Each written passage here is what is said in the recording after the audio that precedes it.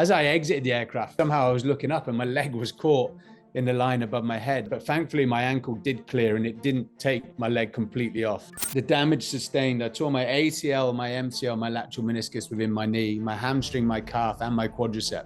So all the supporting muscles as well. So after 16 years in the military, I was told, thank you for your service. It's time to leave. Just didn't want to be another security guy going on rotations 6 weeks back. Coming from that background of the unrelenting pursuit of excellence, I wanted to find a niche. I wanted to shine. I wanted to stand out. I wanted to support my family. I didn't know if there was any work out there. Going through what we know now as an identity crisis. I'd got to where I had been in the special forces because of my physical stature.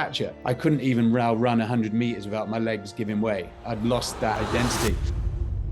You had quite a bit of adventure in your military career. And and I don't know how far you normally go back, but it sounds like you did it because your dad almost said, you wouldn't last 2 days here. So I'd love for you to give a little insight into the adolescent mind and then the experience that you took into this as we dive into getting to know you a little bit better.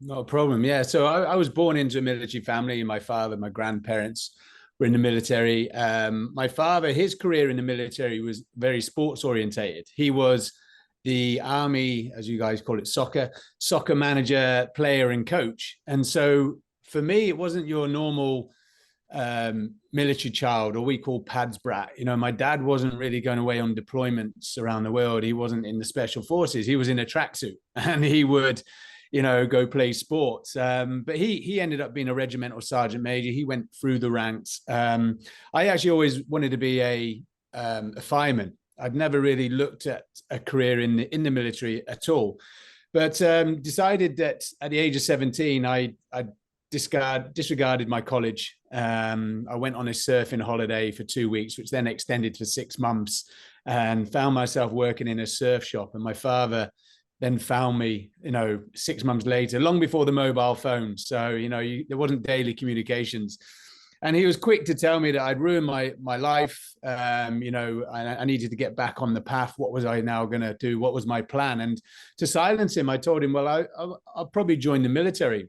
And as you've rightly highlighted then, he told me I would last 2 minutes. So I could either sit in that car on the way home and argue with him all the way back, or I can actually course of action is the best way, is actually doing it. So that Monday I went to the careers office and I joined the military. At the time I was weighing about 130 pounds soaking wet through, and I was about 5'7". So I could see where his concerns were at the time. But once he'd seen that I'd committed, he was supportive behind me. I never had any aspirations as special forces. I actually didn't really know much about the military infrastructure itself, because as I said, my father used to play soccer. And so he sat down and told me about all these different units. But him being a Royal Engineer, he thought minimum time, get as much as you can from your time in there. So I did. I joined the Royal Engineers, went through basic training. And each time I did a course, I started growing physically, but I was growing mentally as well. And soon realized actually I was quite fit and I was competing with my peers. And so when I finished the next course, I then looked at the next. I didn't look too far down the road. And before I knew it, I joined the army at 17. By the age of 21, I was a airborne commando diver PTI. I had done every physical arduous course that the Royal Engineers had to offer. I was pretty much like a Boy Scout with all the badges on my arm. And so I then looked at Tier 1 Special Forces. I was already in Tier 2 Special Forces. We have the SAS and the SBS, which is the equivalent of Delta Force and SEAL Team 6 here in America. But coming from the Army, you have to go to the SAS. But I wanted to go to the SBS. And luckily for me, they had just opened it up, an open book to anyone from any service. But unlike here in America, where Delta Force have their own selection process and SEAL Team 6 had theirs, right, ours is actually joint. So there's no easy or harder one. It's exactly the same. And so much to the disgust of my friends in the SAS, I became the first Army volunteer for selection. 200 guys started. They tell you to be the gray man on the course, try and blend in. Don't bring any attention to yourself, either good or bad. I was the gray man for 2 minutes. My name was called out straight away on the very first parade. and asked, why are you going SBS? And for me, I'd spent 8 years with Free Commando Brigade. I was also the senior diving instructor. But as we touched on earlier, my love for the water with surfing, I just loved the water. So that was my pull towards the SBS. 6 months later, 8 guys pass the whole, go from 200 down to 8. That's the normal attrition rate for ours, is about 95%. And yeah, became one of the first Army guys on that course to go through. So again, there's no point in, I was confident in my abilities, but there's no point in me arguing with people. Course of action is always the best. So that's sort of been my mantra in my life, is I like to prove people wrong, and just do it through course of action. I joined at the height of the war on terror. It was the busiest time in UK and US Special Forces history. We had Iraq, we have Afghanistan, rescuing hostages off the east coast of Africa. We were ticking all the boxes in a short period of time. And I had now found myself in company of like-minded individuals, those that aspire to be the best. The unrelenting pursuit of excellence is one of our ethoses, that we're always trying to be or push the boundaries. And I was just about to go out to Afghanistan on another tour, and we were doing what's called a hey-ho jump, high altitude, high opening jump. It's not skydiving, you're still attached to the aircraft. Skydiving would have been a lot easier. But you jump out the plane at 15,000 feet, because that's the limits of oxygen. Any higher, you need to go on oxygen. And the parachute opens straight away. I mean, you travel through the air about 30 minutes flying, or up to 50 kilometers to the target area. And I've done, hundreds of these jumps before, and this was the 3rd or 4th jump of the day. I can't really remember. But as I exited the aircraft, normally I should be looking straight ahead, but I looked up. Somehow I was looking up, and my leg was caught in the line above my head. So I was trying to clear it in time before the parachute fully opened. I couldn't clear it in time, and my leg got pulled over my head and to the right. But thankfully, my ankle did clear, and it didn't take my leg completely off. Otherwise, we probably wouldn't be having this conversation either. And so for me, I knew I'd done something quite severe. The pain was so bad, I was vomiting. I was drifting in and out of consciousness because of the altitude. I had communications with the rest of the team, but there's nothing they could do. I couldn't really get on the radio and said, I've got a sore leg, because they're like, well, we'll see you on the ground. So that's what I did.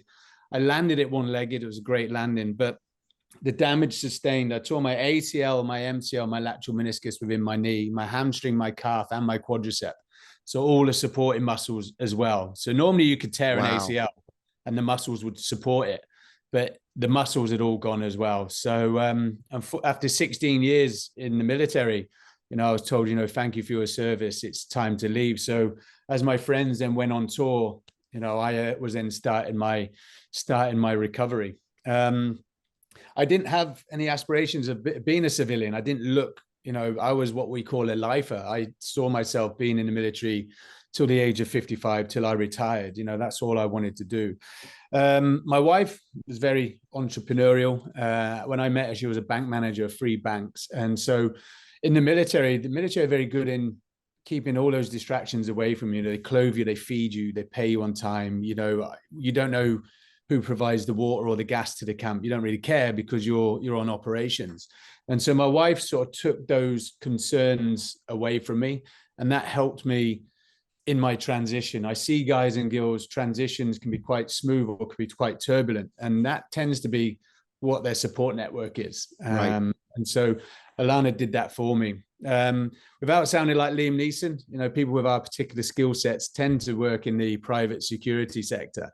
And the private security sector is big. Looking at me, when I tell people I was in security, they thought I was a doorman from the local nightclub. And I'm like, no, we do everything from close protection, crisis management, coaching, mentoring, surveillance, the whole work. So Alana set up our first security company on a BlackBerry in 30 minutes, I knew I was in good hands then.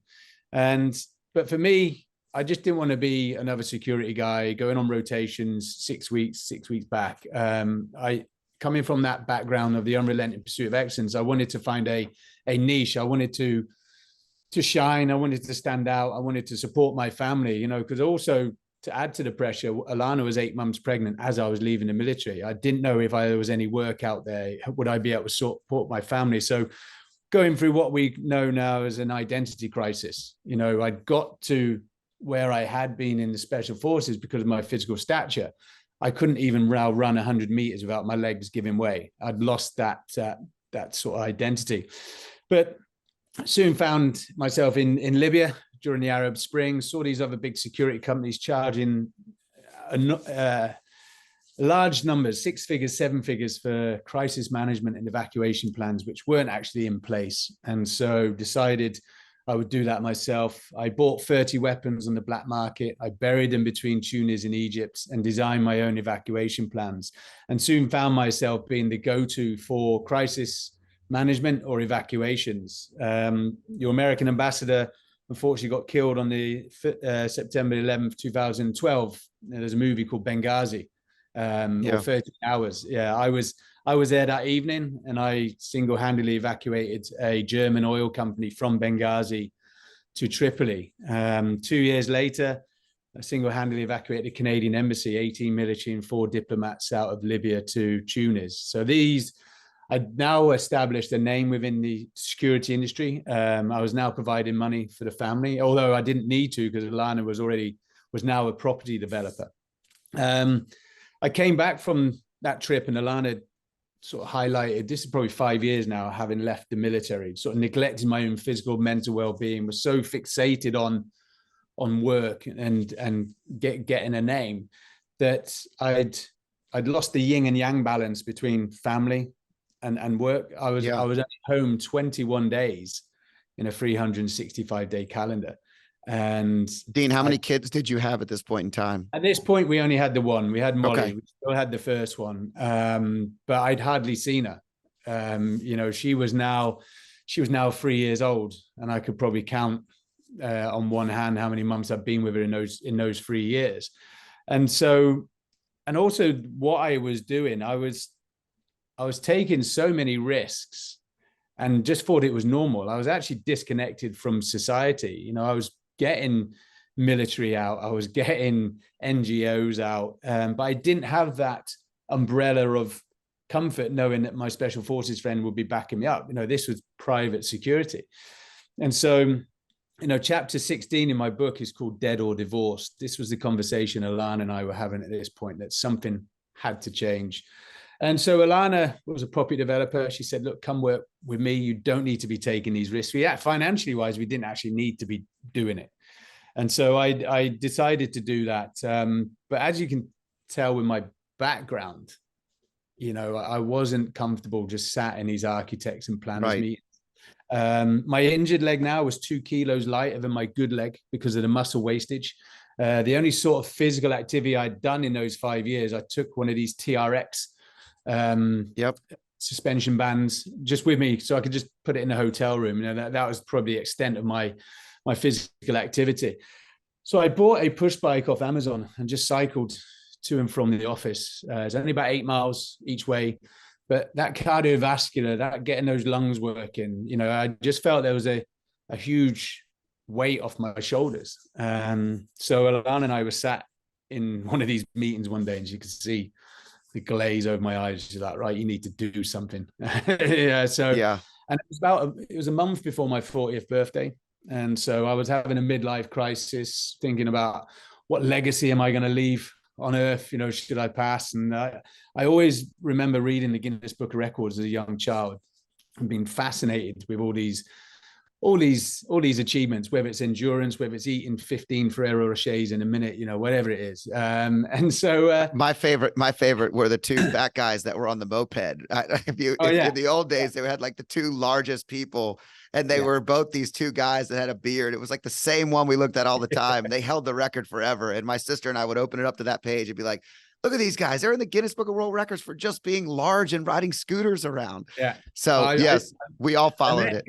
I met a guy recently who had the world record for swimming the furthest handcuffed underwater. I'm like, wow, you know, I mean, I should have done something a little bit simple like that, or eating 15 Ferrero Rochers in a minute. But for me, cycling was good because it wasn't hampering my knee. It had to be a sport or a discipline that my injury wasn't going to hinder.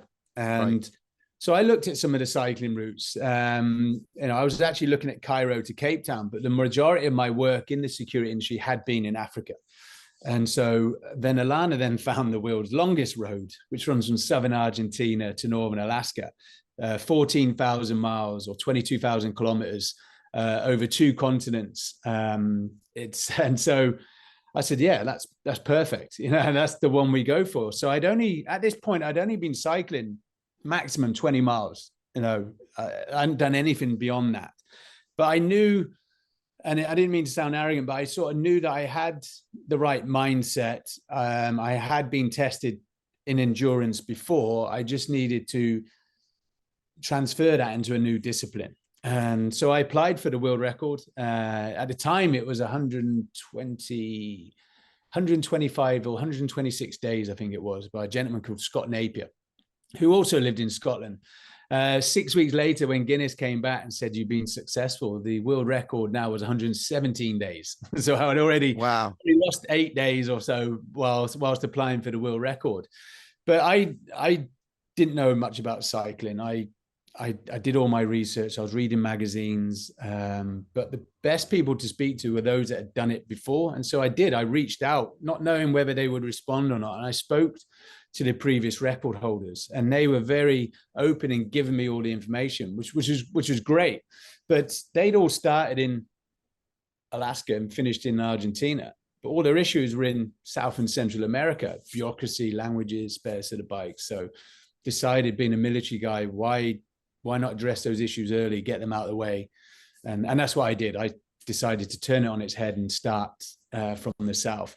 Alana and I do a lot in the world of philanthropy, especially in the veteran arena. And so we wanted to do this challenge for a cause. And so a good friend of mine, the Duke of Sussex, or Prince Harry, him and I have been friends since 2007. Him and his brother and Kate were just about to launch a mental health campaign called Heads Together. And so got in touch with those guys. They were on board, and yeah, we set a target of £1 million. So that was the birth of the campaign. As Alana said, I had the easy job cycling. She had to raise the £1 million. Wow. So yeah. I want to pick this back up in a second, but I want to just go backwards on a couple of things, because I think it's really interesting for the listeners.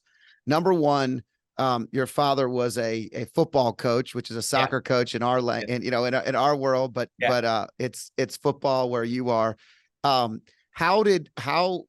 the way you were you raised as a high performer? Were you challenged to do hard things at a young age? Was this something that you think was inside of you, or do you think that it was something that was kind of that your parents had a role in? I'm just curious. Yeah, nature or nurture. No, I sort of look back. Although my father was the soccer coach, he never forced anything upon me. When I sort of look back at my friends, I was just as active as my other friends. Long before the mobile phone, you literally went outside from sunrise to sunset. And so, if I liked a sport, I'd play it, but my father wasn't didn't push you, not at all. But we were a competitive family, even to the day, even on Christmas Day, when we get the board games, that had to be a competition. So although he wasn't pushy, he did install that sort of competitive streak. And I sort of then did take that to school, and everything I did see myself competing with the others. And probably, when I was in the military, I was making sure I was, because you can be the gray man and just get on by. But for me, I always wanted to be at the front. I always wanted to perform. So I think, yes, there's an element of the competitiveness, but it wasn't, you hear horror stories of parents being very abusive, but very pushy with their children. I don't recall any of that. I was just as active as my friends. Well, I think it's really interesting, because your drive to be the best, or that pursuit of excellence, is something that obviously has been inside of you through everything that you endured. Even at early ages, as you go through the ranks, you're trying to be better each time. Yeah. And I think that's something that some people really relate well to. Like, it's something that's always been in them. I feel the same way. Like, no matter what I've done, I wanted to be the best at it. I wanted to learn from other people. You were willing to reach out. Even when you started something new, you humbled yourself and reached out to be mentored by the very people that had done something that you have never done before, which is what any professional needs to do. And you're obviously surrounded by humans that are doing big things. I mean, to have, Prince Harry as a good buddy, and the kinds of humans that you're surrounded with every day on your teams and everything else, it's just all the right insulation for your success. Yeah, I think there was an element, the competitive stuff as well. And I think my own confidence grew when I got into the military, when I was passing the courses and maybe coming top of the courses as well. And then it was like, well, what's next? But I didn't also put myself under too much pressure. There's a lot of guys I did special forces selection with that all they'd ever wanted to be from a young boy, I mean, 5, 6 years old, is the SAS or the SBS. And they literally got themselves to that start point. I never had that pressure. I never, pressure self-induced. I was like, well, it happens, it happens. I was confident in my abilities. And unfortunately, a lot of these guys failed because of the pressure they put themselves under. And, that's them. They won't ever stay in the military after that, because they haven't achieved their dreams. So there is an element of, not taking it a bit too seriously, but as you said, surrounding yourself with the right people. And I think, we'll get into the bike ride shortly. I think there's an element that was the success of it as well, is that it never went to plan. And, so it didn't go to plan, just being reactive to the situation. So walk us through it. So the number one thing that I think is important, you married the right person. Yeah. Because obviously your wife has been the support. And so dead or divorced turned to, challenge. She could start a business. She could build you up. She knew what you needed. She also is a high performer because she's obviously thinking in ways that are the same as you. And she's challenging you to be better and to find what you love, which is awesome. And there's an element, as you talk about having the right team around you. No, I'd never cycled before. And as this campaign's going, we're looking for sponsorship. My wife got me £500,000 sponsorship as a non-cyclist. Never done this before. I had to believe that we could do it. And we had to go into those boardrooms and convince them that, there is no plan B. There is no contingency. My wife used to say the contingency, we go to Dean's funeral, and they're like, this is amazing. And also, Heads Together campaign had just launched in the UK and was very much the topic of conversation around mental health. So, people wanted to get behind that. So, she managed to get the sponsorship. But when the world record was 117 days, when I was planning it, I was looking at all the potential situations that could happen. I literally took a military set of orders. I put it on the project and just crossed out ammunition. The military do things quite methodically. And so that's how I approached it as a military operation.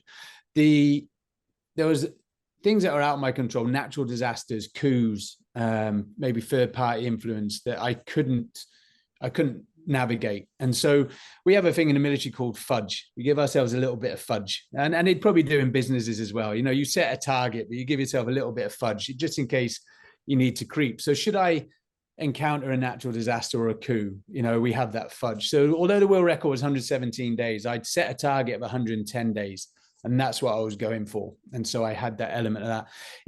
When you're planning a 100+ day challenge, you're going to have issues without a doubt, but I wasn't aware of the issues from the start. The winds were so strong in Ushuaia down in the south. It was a 50-mile-an-hour winds, crosswinds, 40, 50 mile an hour, just constant, and it just blows and blows.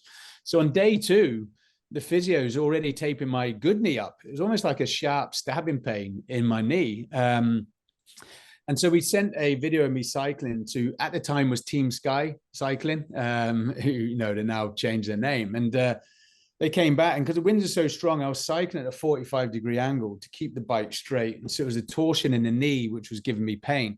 But you can imagine mentally on a 100+ day challenge, on day 2, you're already strapping your leg. You're already ready to quit. You're going to, but you feel like, oh my God, how am I going to do this? Got to get better. And but a week later, when the wind subsided, the pain subsided. And then everything was starting to come in our favor. The winds were with us. We had nice weather. I crashed my bike in Chile. I got food poisoning twice in Peru. You know, I got knocked off my bike in Colombia. But actually, I was gaining so much time from the original plan. And so it wasn't an issue. You know, when I got food poisoning in Peru, I was told by a couple of the guys I met in Dubai who had the South America world record that you will get food poisoning, but know that you can still cycle. I was like, okay. And they were right. Although it's it's not difficult. Yeah. But Peru, I had a tailwind all the way through Peru. That's 2,500 kilometers of tailwind. So I was still covering 150 miles a day with food poisoning, but the cycling wasn't as laborious. You know, it wasn't as stressful on the body. I got to Cartagena, which is the end of the South America world record, in 48 days. I took 10 days off the South America world record. And when you're planning projects like this, you're assuming that the roads are going to be quite gravelly and difficult. South America, there was only a 10-kilometer stage between the Argentinian and Chile border that I needed gravel tires. The rest was just slicks. You know, so that's what caught me out as well, is the fact that I had had the access to those wheels. When I was in Ecuador, probably about 2 weeks out from Cartagena, you know, when I chatted to the previous record holders, you know, all the issues in South and Central America and such. So that's why I chose that route. But from a logistics perspective, you can get a vehicle from Alaska to Argentina, crossing the Darien Gap. Coming up, we had to swap vehicles every country. So it was slowing me up. And we bought a 4x4 and an RV in Fort Lauderdale, and it was going to get shipped from Fort Lauderdale to Panama. So once I broke the world record in Cartagena, we fly to Panama City, collect the support vehicles, and that would then take us all the way to Alaska. My wife gets a phone call because she's now the campaign director. She's running everything. She's not only just fundraising, she's coordinating everything behind the scenes. And she rings me and says that the vehicles haven't been loaded onto the container. You know, they're still in Fort Lauderdale. So she goes, Alana being Alana, she said, leave it with me. So Alana, my PA, and two of my friends had foresight, and they flew out to Fort Lauderdale, and they picked up the vehicles. They did a sit-down protest because they weren't going to actually release them from the port. So they actually did a sit-down protest for 2 days, got the vehicles, and they drove them 4,000 miles in 8 days from Florida all the way through Mexico, through Central America to Panama City. So people see me on Instagram doing the challenge, but it's the team behind the scenes that people don't see. You know, it's like the special forces. For every operator to jump out of plane, dive, and it takes 7 other people. And so that was, you know, that was the team behind the scene, really. And I broke the world record at 8 o'clock in the morning in Cartagena, got the noon flight to Panama. Alana and the team came in an hour later, handed over the keys to our team, and then that was it. We just carried on. So, but we knew people were talking about bureaucracy at the borders and stuff, and we hadn't seen that in South America. That was because it was to come in Central America. Every border crossing they went through, they were held up, they were being bribed. There was guys with guns and such, which for me was great information to have going into the next stage, because South America, I was covering the countries in about 7 to 11 days, depending on the size. Central America, about a day and a half to 2 days, because they're so small. And I made sure that I got to the borders at night, because people are asleep most of the time. And if it is a holdup, it's eating into the sleep and not the challenge. So that was good information to have from Alana and the guys. And then I got into America day 70. And I don't know what it was about getting into America. I don't know whether it's because, having spoken to the previous record holders, all those issues should be now behind us, and it should be the home run all the way to Alaska, or whether everyone spoke our language, you know, or whether the culinary options were a lot better. You know, you just don't know what it was. But it was almost like a great relief getting into Del Rio. But after an hour getting into Texas, I had 5 missed calls on my phone. I could see it on my Garmin as I'm saying, and it was from Alana. So Alana's very good in keeping distractions away from me. So it has to be an important call. So I immediately was assuming, we had 2 children now. My son Tommy was, well, he was nearly 18 months old. You know, the campaign was older than him. And so I assumed there was a problem with the kids. And my wife rang me and said, you know, what do you wear to a royal wedding? I said, sorry. She goes, what do you wear to a royal wedding? I said, you have to explain. She goes, oh, we've been invited to Harry and Meghan's wedding. I said, that's nice. And she goes, no, you don't understand. You know, for you to get back, you need to be finished by day 102. So going into Del Rio, I was 14 days ahead of the world record. That phone call then put me 1 day behind. And so I had to then change the way that I cycled to ensure that I was getting back in time for this wedding. So again, when I talk about having a plan, it's always good having a plan, but you know, my objective had now changed. You know, in South America, because of the security issues, I was only cycling first light to last light, staying off the road at night. And in North America, I had the luxury of being able to cycle at night. And I got to Lubbock in Texas. The next day, we had 60-mile-an-hour winds and tornadoes, and I was grounded for another 24 hours. So I was now 2 days behind. But you'll probably know there's an app called Windy TV. It gives you the strength and directions of the winds every hour. Popular with sailors, popular with cyclists. And I had to cycle 340 miles in the next 36 hours to miss the next weather window. And so for North America, I was just playing chess with Mother Nature with Windy TV, just grabbing 4 hours here, grabbing 2 hours there. We had 11 days planned for North America. We had 17 days planned for North America. I cycled it in 11 days from Del Rio to Canada, and then got a week outside. And I'm like, perfect. And then someone messaged me and told me about a professional cyclist, a guy called Michael Strasser. He's got 3 other world records, sponsored by Red Bull, all the brands, young guy, 26, who just come out on social media that day and said that he wanted to be the first person to cycle the Pan America Highway under 100 days. That was his target.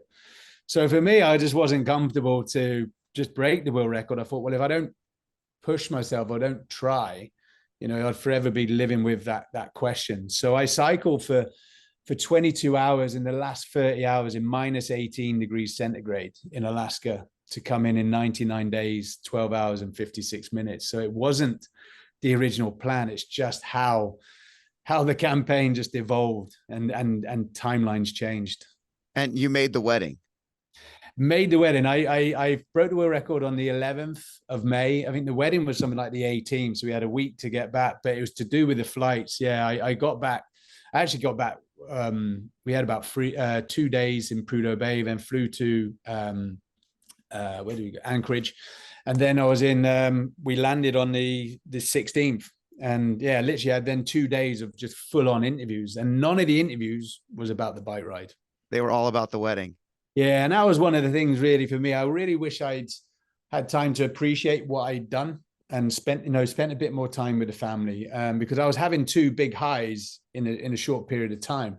But yeah, it was all about, you know, what canapes did you have? What champagne? I was like, really? I've just become the first man in history at the age of 41, being a non-cyclist. And more impressively, we raised $1.3 million for charity, but all they could care about was the wedding. So that was a bit of a dampener, I won't lie.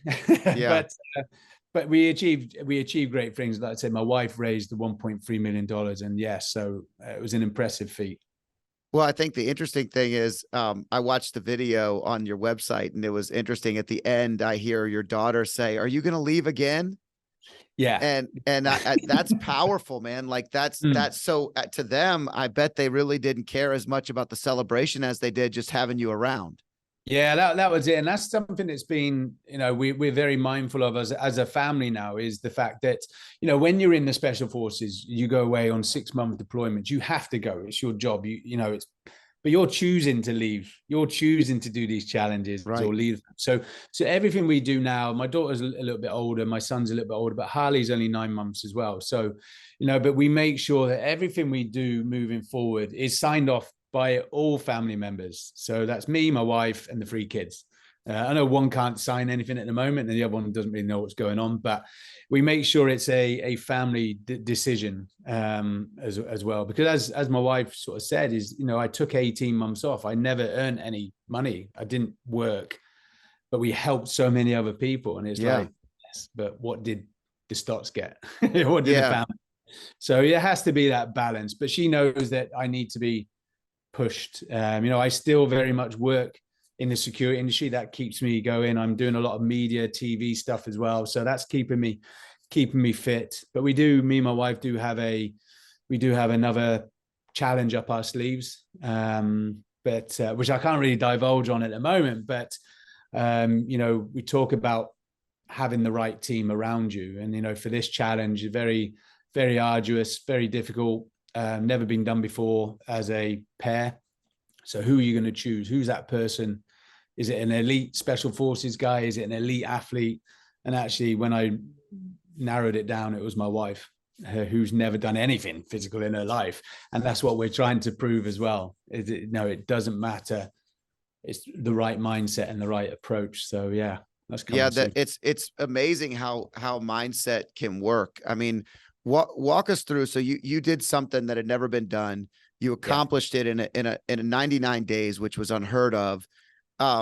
When you did find yourself challenged, when you're in Peru, and I know Central America is challenging because I had a buddy of mine who was a major surfer, and he drove through Central America and he got stopped at multiple borders. And he said, one, he was getting shaken down significantly. I remember this. We were like college age, maybe a little older. And he was like, dude, I just pulled out a soccer ball and started juggling. And one of the guys started kicking the ball with me, and they let us all through. It was like, it was the most intense moment. And he just pulls out a ball, and these guys are like yelling at him, had guns. It was crazy. And he's clueless like that anyway. So I actually envisioned him pulling out a ball and just completely doing this. But as you were talking, I'm reminiscing about being like 23 years old and having this dude tell me this story, and how challenging that must have been. But from a mindset perspective, when you hit those big walls, what are some of the things that you do to battle through that?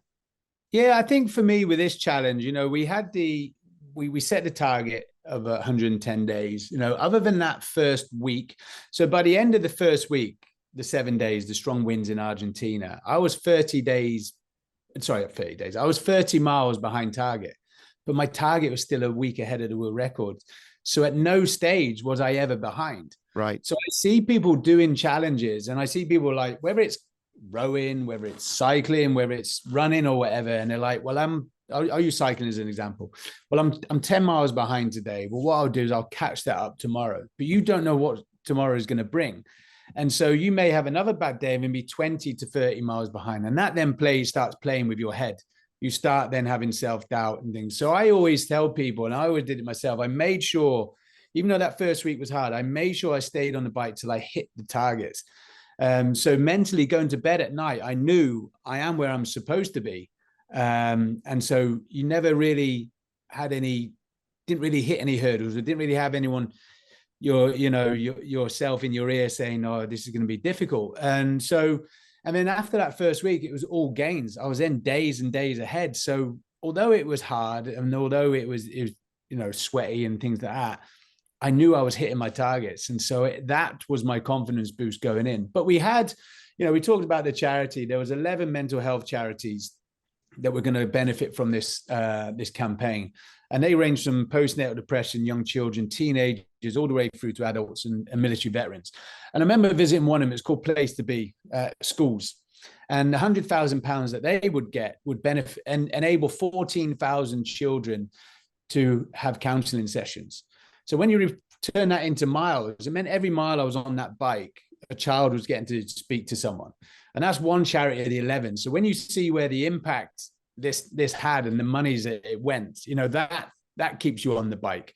But also going back to our previous conversation about my dad telling me the last 2 minutes, the SBS or the SAS, like, you shouldn't be going there. I had no doubt the cycling community, because actually when we did our sponsorship marketing team did a SWOT analysis, the strengths, the weaknesses, the opportunities and threats. The only weakness that came back was my arrogance towards the cycling community, that this guy has never really cycled before and he thinks he's going to, but luckily no one ever said that to me. It could be how it could be perceived, but I think more of those that do this as a living, big challenges, not the actual cycling community itself, because the cycling community that reached out to me were just in awe, thinking it was great. A lot of people did sort of question at the beginning, because I did weigh 200 pounds. I did start at 90 kilos and finished at 78 kilos, so there may be an element of that gives me that drive. But Alana each day I had a routine. She gave me these letters. There was 117 stacked up, day one, day two, all the way through. And my routine in the morning would wake up, quick shower, have breakfast, and I'd read what was on that note. It may be a drawing from the children. It may be a motivational quote, but it's something that I could think about throughout the day. You know, I also had music that I could listen to so I could zone out. But as we were approaching towards the end, Alana's also moving. She goes, I need you guys to hit this hotel tonight. And wasn't the original plan. So she kept pushing me and I wasn't really aware what she was doing.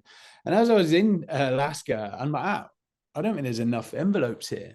And she'd only written 100. And she said, I knew you'd do it in 100. And I was like, but I think my wife, because they buy these envelopes in blocks of 50, being Scottish, they don't like spending money. And so I think she did it to save buying another 50 envelopes. But yeah, that sounds about right. But it's still, she made the story fit and it made the story worked. Fit. Yeah, she was naturally pushing me. And you know, she does it even around the house. She goes, well, if you can't do it, it's fine. I'm like, oh, that's the worst thing to say to me. So she would probably do that on the bike ride as well. I need you to hit this, but if you can't, there's a secondary option. I'm like, well, no, that's the option. And so there was an element of that. But yeah, I didn't really hit any walls that I would say, you know, bruised ego, crashing the bike, getting knocked off, bit of food poisoning. But, you know, I was so far ahead or where I should be that I didn't let it play with my mind. It seems, Dean, that you talked about this when there's, you know, 92 people out of 100 that don't make it in the training, right? And a lot of those guys come in and they have the result. The result is what they're aiming for, right? It's not the process.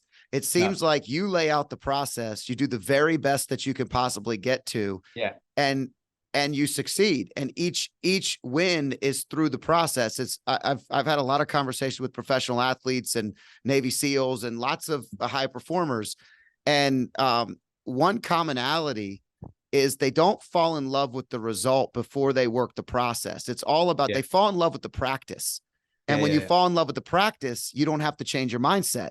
You get to actually like just work it. And when you work it, you're like, well, gave it everything I had, but we hit a tornado today. So tomorrow we'll have to hit something harder.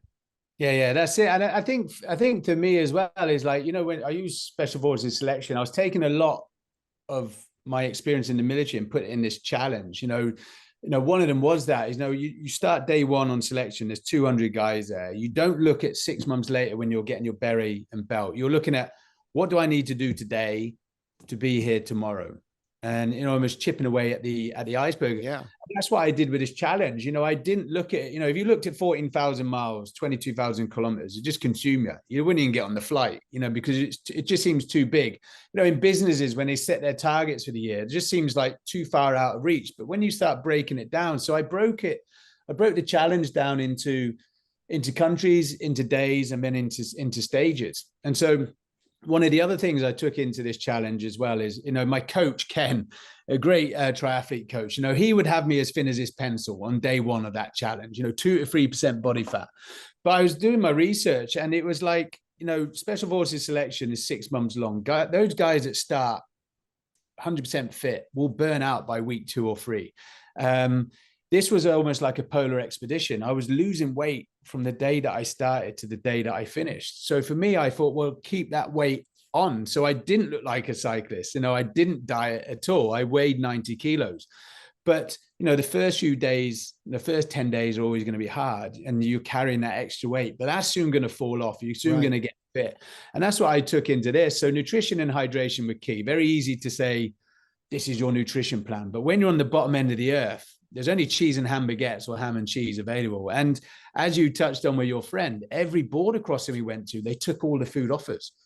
They took it all off us. So we had to then restock.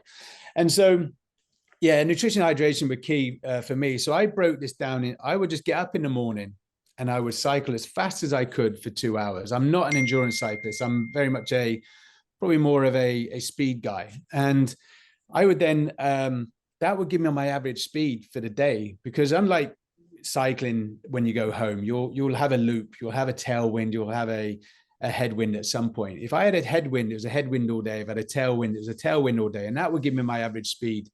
I'd then get off my bike 30 minutes, very disciplined in my timings as well, which is probably from my time in the military. As soon as I pressed pause on that Garmin, it was 30 minutes and I was back on. I wasn't having a selfie with a llama. I wasn't chatting to the documentary team. I was disciplined in that.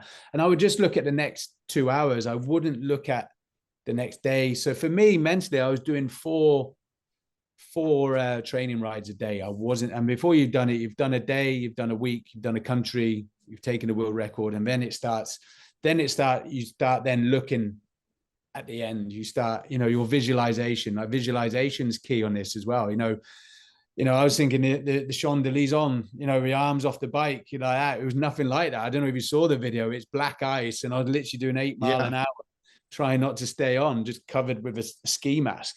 My visualization was, we had a fundraising event 6 weeks after the challenge, which we were planning before the challenge. We'd already put 50,000 into hosting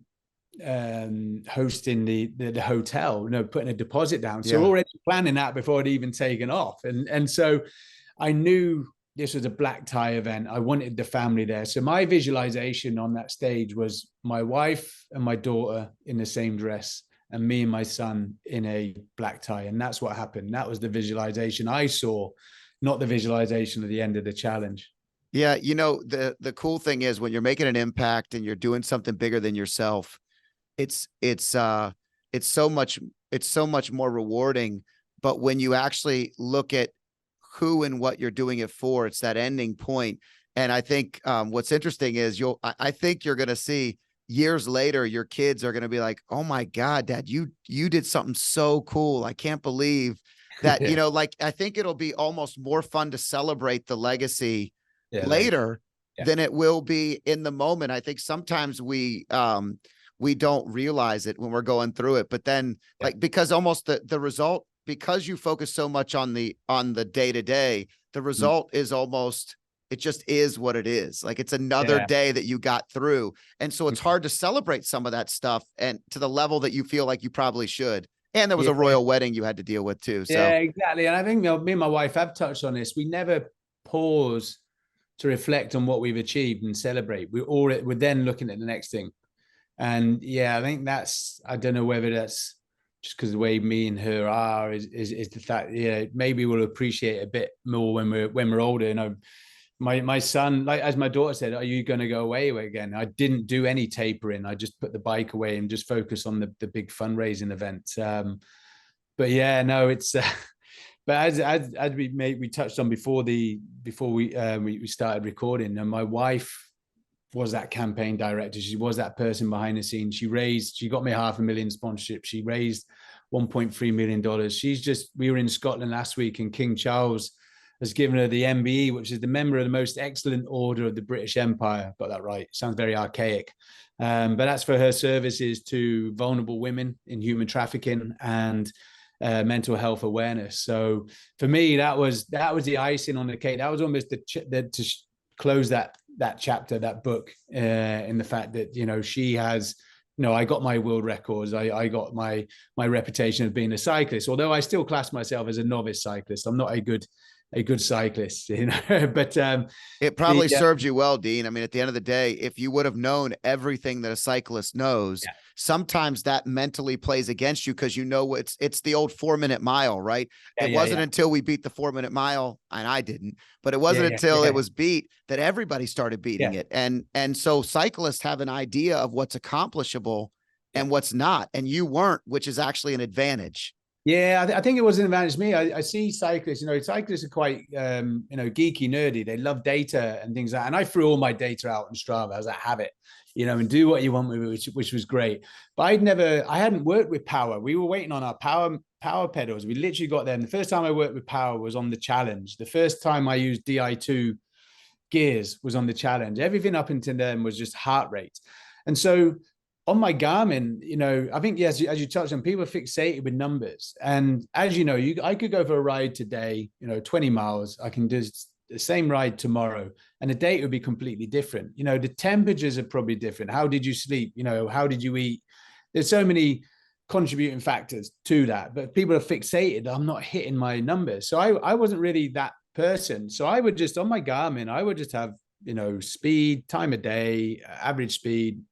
Because then I would work out. I didn't look at my power, didn't look at my heart rate. Ken told me, my coach, you only want to be doing 160 watts for the first week. Well, it was that windy. I was no less than 240 watts. I was still there. But I would then just go on how I felt. If I felt good, I would push harder. If I felt weak, I'll just pull back. And that was my guide, was on how I felt. There's a gentleman who messaged me, I don't know where it was, Peru. And he's like, how are you feeling today? Because your heart rate was out the roof yesterday. And I was like, was it? And I checked Strava, and it was all in the red.